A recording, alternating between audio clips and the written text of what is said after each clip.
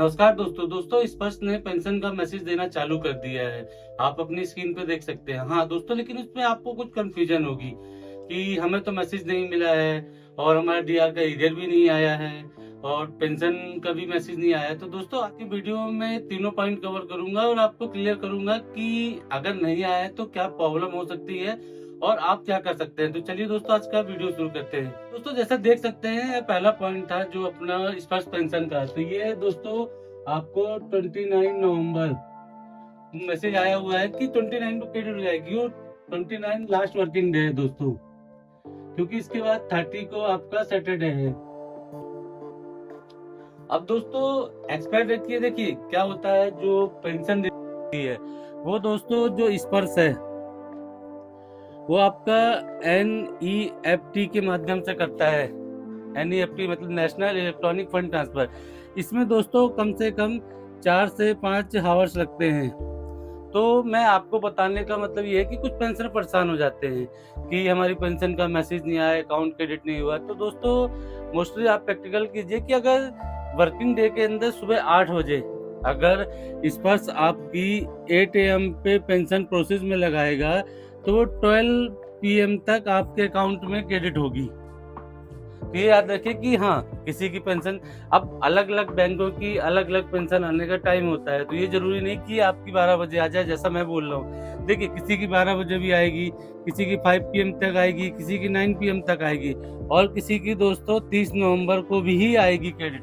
तो आप परेशान मत होइएगा। तो दोस्तों ये आपको जो पेंशन का मैसेज आया था वो क्लियर हो गया होगा। हाँ, अब जो दूसरा पॉइंट है कि मैसेज नॉट रिसीव्ड। अब दोस्तों स्पर्श से आपको मैसेज न आने के बहुत कारण होते हैं। जनरली दोस्तों मैं एक सिंपल चीज बताता हूँ कि आप ये समझिए जो स्पर्श है ये जो मैसेज भेजता है ये रैंडम ही भेजता है। आप ये मत सोचिए कि जो एक साथ पेंशन होते हैं कि इंडिविजुअल एक एक करके दिया जाता है, नहीं। जैसे आप किसी को मैसेज भेजते हैं तो आपका नंबर शो होता है, लेकिन इसमें ये रैंडमली भेजता है।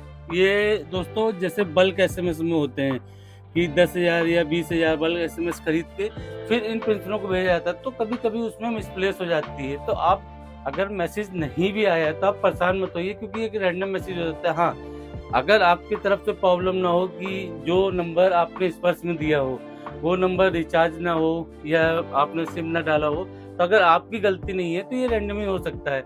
अब दोस्तों इसके बाद ये है दोस्तों, जैसा आप जानते थे कि मैसेज तो नहीं मिला, अब आप दोस्तों ये 19 नवंबर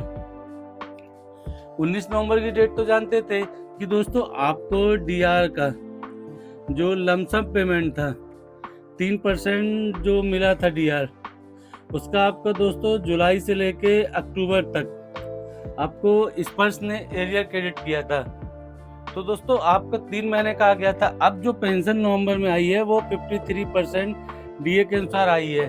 तो आप दोस्तों अभी जो मैसेज आया है, अगर जिनको मैं बीच में ये पॉइंट इसलिए डाला कि अगर जिनको मैसेज आया तो वो चेक कर लें कि सही है कि नहीं है, क्योंकि कंफ्यूज ना हो। तो अब दोस्तों ये आपको मैसेज जो नहीं आते उसमें क्लियर हो गया होगा। अब दोस्तों इसी में आता है कि जो ये डीआर था, अभी बहुत से पेंशनर होंगे उनको रिसीव नहीं हुआ होगा, तो वो भी प्रॉब्लम होगी। तो दोस्तों आप 29 तक देखिए, हो सकता है कि सब पेंशनरों का एक साथ ना करके किसी का छूट गया हो। देखिए PPO वाइज रिवाइज हुआ होगा, तो किसी का अगर छूट गया है तो वो 29 तक आ जाएगा। मैसेज नहीं भी आया तो इसमें आपको देखिए आपकी जो नवंबर की पेंशन आएगी उसमें आपकी चार जो मंथ का है वो डीआर का एरियर प्लस नवंबर की पेंशन हो जाएगी, क्रेडिट हो जाएगा। आप कोशिश कीजिए कि आप SMS नहीं आया तो आप अकाउंट एक्सेस देखते रहिए, आपका डीआर का एरियर भी नहीं आया तो आ जाएगा, ऐसा नहीं। हाँ, कुछ दोस्तों कुछ पेंशनों की प्रॉब्लम हो सकती है, मैं इसलिए बता रहा हूँ